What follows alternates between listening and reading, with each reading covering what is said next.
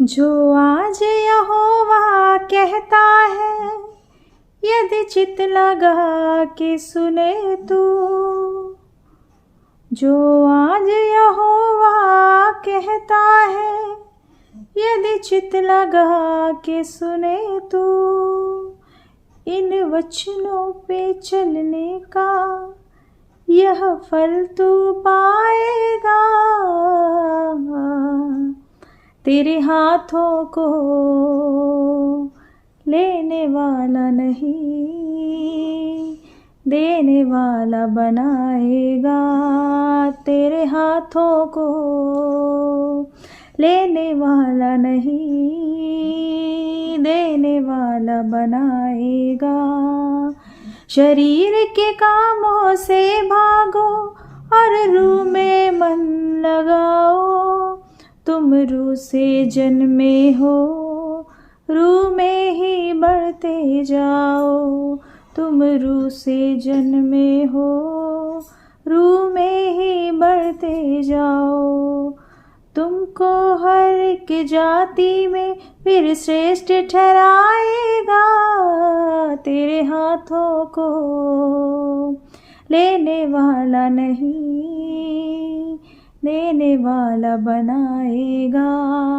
तेरे हाथों को लेने वाला नहीं, देने वाला बनाएगा। Hallelujah, hallelujah. परमेश्वर की जीवित और सामर्थी नाम में आज एक बार फिर से हम एक वचन को सुनेंगे और हम आज इस चीज़ को जानेंगे, क्या हर रास्ता परमेश्वर की ओर जाता है या हर रास्ता परमेश्वर की ओर जाके मिल जाता है। क्योंकि आज के समय में हर कोई व्यक्ति सच की तलाश में है और हर कोई जानना चाहता है कि सच क्या है। किसी ने इस बात को कहा है कि महाजन जैस्य गतस्य पंथा, अर्थात ऐसी बातें जो महाजन खोजा करते हैं। हम देखते हैं बहुत सारे महाजन होते हैं और सारे महाजन सच की तलाश में हैं, लेकिन हमारा परमेश्वर इस बात का प्रगटीकरण करता है परमेश्वर के वचन में। अगर हम बाइबल से पढ़ेंगे, वचन से पढ़ेंगे, खुदा के मुकद्दस कलाम से पढ़ेंगे, तो यूहन्ना 14:6 में लिखा है, यीशु ने उससे कहा, मार्ग और सत्य और जीवन मैं ही हूँ, बिना मेरे द्वारा कोई पिता के पास नहीं पहुँच सकता। हालेलुया। प्रभु इस बात को बताते हैं कि परमेश्वर ही मार्ग है, परमेश्वर ही सत्य है और परमेश्वर ही जीवन है। बिना उसके द्वारा कोई भी परमेश्वर के पास में नहीं जा सकता या उनके पिता से नहीं मिल सकता। और ये बहुत अच्छी बात है कि लोग अगर सच्चाई को खोजते हैं, लेकिन हमारा परमेश्वर इस बात को बताता है कि जो हमारा परमेश्वर का वचन है, परमेश्वर का जो ये कलाम है, ये बात इस बात को बताता है कि हमारे परमेश्वर को खोजने के लिए हमें सिर्फ वचन को जानने की ज़रूरत है। परमेश्वर के पाक वचन को जानने की ज़रूरत है, क्योंकि परमेश्वर के वचन में लिखा, आदि में परमेश्वर ने आकाश और पृथ्वी की सृष्टि की। आदि में परमेश्वर वचन देह धारण हुआ।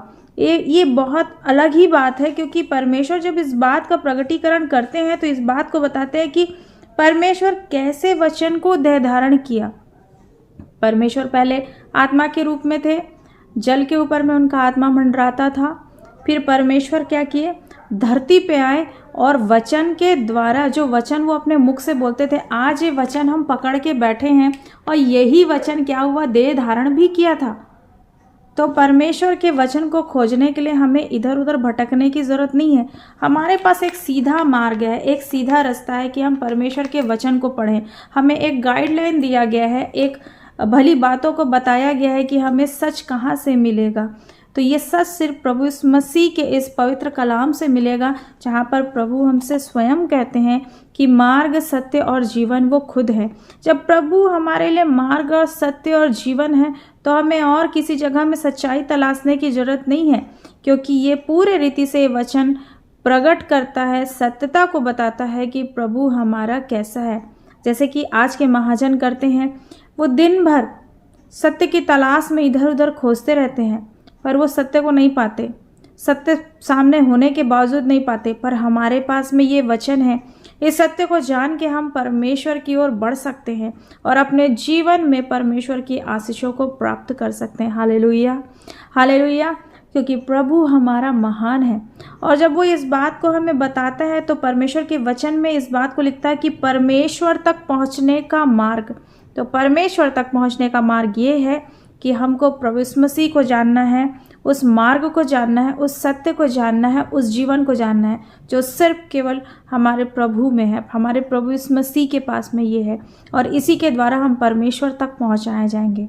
तो प्रभु इस पढ़े वचन पर पढ़े जाने पर आशीष दे। और आइए हम प्रार्थना करेंगे।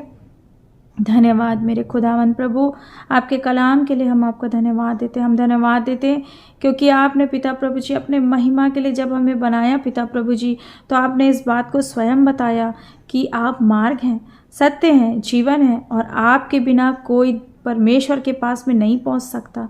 धन्यवाद मेरे राजा, क्योंकि सारे लोग आज संसार में जब सत्य के तलाश में हैं तो आप हमारे साथ में मौजूद हैं और हम आपको जान पाते हैं और आप हमारे करीब हैं। इसलिए हम आपका धन्यवाद देते हैं और धन्यवाद देते हैं कि जितने लोग इस वचन को सुनते हैं उन सारे लोगों के जीवन में आप आश्चर्य कर्म कर रहे हैं। इसलिए हम आपका धन्यवाद देते हैं और धन्यवाद के साथ प्रार्थना यीशु के नाम से हम मांगते हैं, आमीन। आप सबको जय मसीह की।